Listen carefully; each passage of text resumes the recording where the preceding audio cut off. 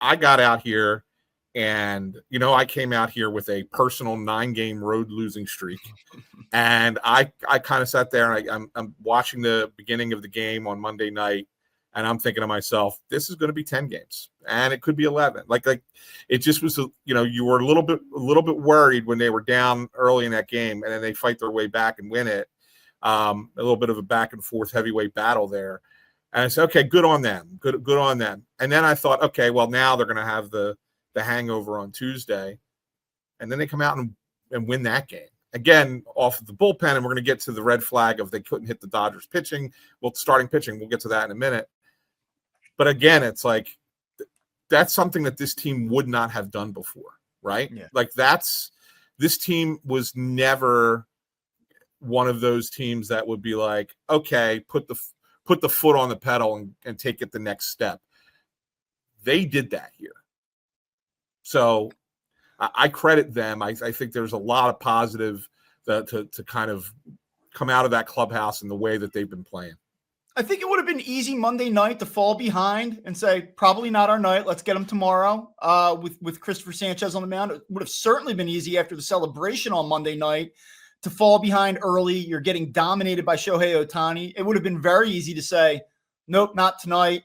Maybe we can win the series tomorrow. They come back again. They've showed a lot of punch, a lot of fight. It's been very impressive to watch them not roll over, keep their foot on the gas, find ways to win. The contributions are coming from everywhere. They've had to overcome adversity not only at the start of the games, but with their own bullpen. I know that the story here is the Dodgers bullpen stinks. Phillies got to them. That's awesome. Phillies have some bullpen things happening themselves, though. They could have just said, not our night. This is a good team. We're on the road. It's hard to win here. And they kept fighting, and they come out with a huge series win, and they do what they have to do. And it creates a lot of conversations about, like, does this team have it? Do they have a little bit of magic? We've talked about the vibes trending in a positive direction. Like all of those things I think are fair to talk about and exciting to think about. The celebration on Monday night, you've been through a lot of these with this particular group of guys. I used to be through these with this group of guys. How would you rate this relative to what we've seen? And did anything else jump out at you from what you saw Monday night? Well, I mean, it was still fun. They had a good time. They always do. This was I think the 7th of they've had 9 celebrations since 2022. I think I've been in 7 of them now. So it's kind of become old hat for me. But this one was unique in the sense that clubhouse is tiny at Dodger Stadium. Really, really small, really cramped. And you have a lot of media out in LA. The Japanese media is out there in full force. Because of, mostly because of Ohtani, but, the Dodgers have other Japanese players as well. And so, of course, they wanted to document it as well. So we were really, really crammed in. I probably got more wet in this one than I have in any other celebration. But the one thing I will say was, and as fun as it was for them, and we got great video, you can see it. I know everybody saw it already. Did, big time numbers for us on Patterson.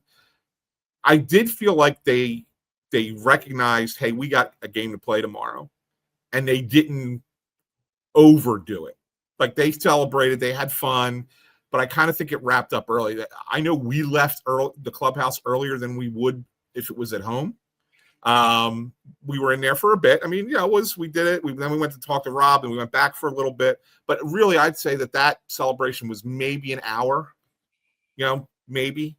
Whereas the ones back in Philly, they went on for close to 2 hours in the stadium, and then they carried on across the street at Xfinity Live. Right, like there was a lot more partying, I think, when they were done at home than there was in this one. And I felt like they looked at it and said, "We're not done. We got to win this series. So good on us, but let's go get one more."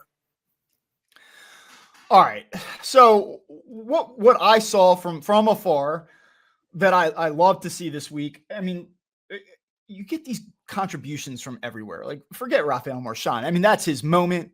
Scott Fransky had a great call, says he has his moment. That's not something that I'm looking at in terms of like October translation, but you see Brandon Marsh against the lefty deliver a huge home run. You see Bryce Harper have a moment in the first game where he delivers one of his biggest home runs of the year. Like those are the things I'm looking for. I'm looking for these core guys to come up in big spots and do it. And I think I leave overall feeling really good about the team's fight and the way that the team probably feels and the confidence that the team is playing with. I think that's all good stuff, all something that we should all feel good about in terms of looking at what this may look like in October.